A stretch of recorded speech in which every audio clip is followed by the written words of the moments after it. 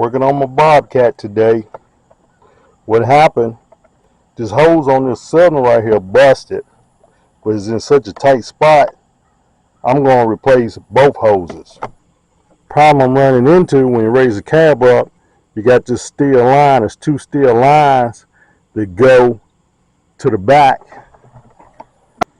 When you open the door in the back where your motor is, them two steel lines, they come back here and screw into these rubber hoses to go up to the cylinder. We're already taking one steel line off.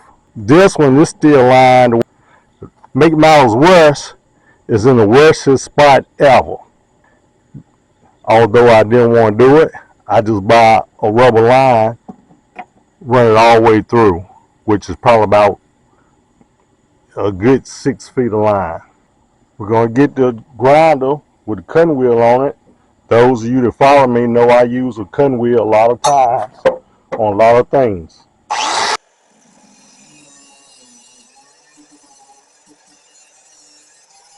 Went to a store, had me some hoses made up. I'm going to do away with that steel line altogether and just run a hydraulic hose all the way through.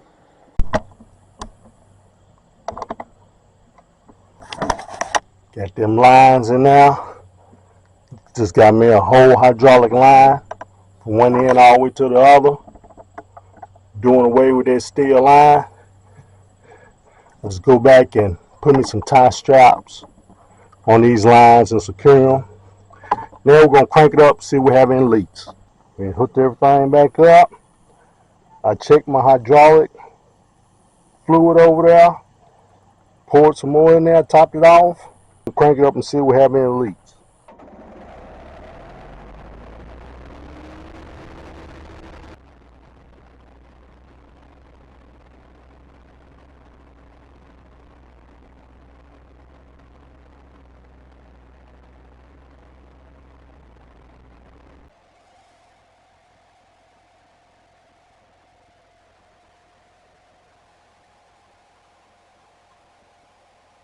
Bone dry, these two fins right here, and bone dry up under the cab when you raise the cab up.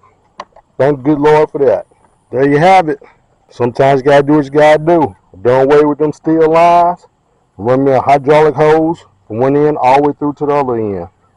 One line was about 88 inches, another line was 65 inches. Cost a little under $170, but it'll pay for itself in the long run. There you have it. Thanks for watching.